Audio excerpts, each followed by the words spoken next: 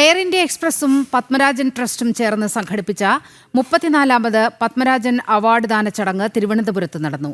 ചടങ്ങിൽ മുഖ്യാതിഥിയായ നടൻ മോഹൻലാൽ അനശ്വര സംവിധായകൻ പത്മരാജനെക്കുറിച്ചുള്ള ഓർമ്മകൾ പങ്കുവച്ചു. സിനിമാ സാഹിത്യരംഗത്തെ പ്രമുഖരെ ചടങ്ങിൽ ആദരിച്ചു. നഗരത്തിൽ മഴ തിമിർക്കുമ്പോൾ ടാഗോർ തിയേറ്ററിന്റെ അകത്തും ഓർമ്മകൾ നിറഞ്ഞു പെയ്യുകയായിരുന്നു. എത്തിക്കഴിഞ്ഞു പത്മരാജൻ സിനിമകളിലൂടെ ഒരുപാട് നല്ല മുഹൂർത്തങ്ങൾ മലയാളിക്ക് സമ്മാനിച്ച നമ്മുടെ പ്രിയപ്പെട്ട ലാലേട്ടൻ.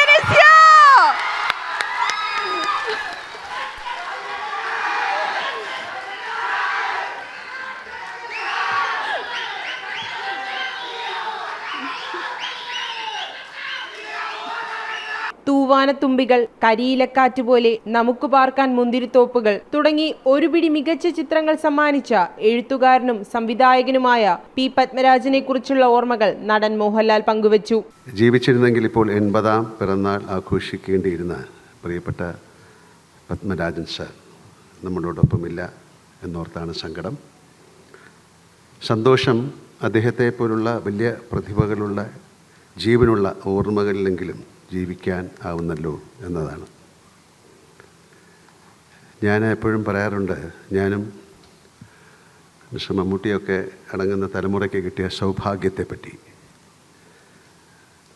സത്യത്തിൽ അസാമാന്യ പ്രതിഭാശാലികളോടൊത്ത് പ്രവർത്തിക്കാനായി എന്നതാണ് ഞങ്ങളെ ഇന്ന് കാണുന്ന ഞങ്ങളാക്കി മാറ്റിയത് എന്ന് ഞാൻ വിശ്വസിക്കുന്നു. പത്മരാജന്റെ 80ാം ജന്മവാർഷികത്തിന്റെ കൂടി ഭാഗമായി സംഘടിപ്പിച്ച ചടങ്ങിൽ അദ്ദേഹത്തിനൊപ്പം പ്രവർത്തിച്ച സാങ്കേതിക പ്രവർത്തകരെ ആദരിക്കുകയും ചെയ്തു.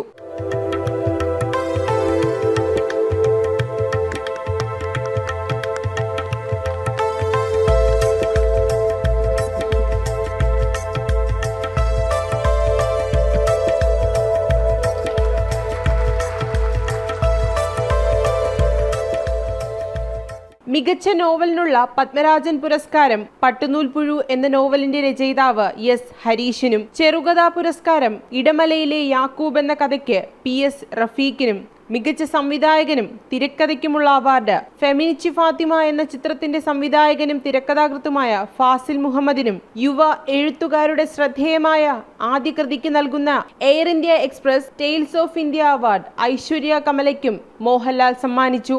ടാഗോർ തിയേറ്ററിൽ നടന്ന ചടങ്ങിന് ശേഷം ഈ വർഷത്തെ പുരസ്കാരം നേടിയ ഫെമിനിച്ചി ഫാത്തിമ എന്ന ചലച്ചിത്രം പ്രദർശിപ്പിച്ചു.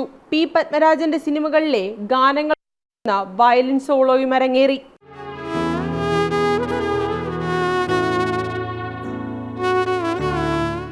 ജനം, തിരുവനന്തപുരം.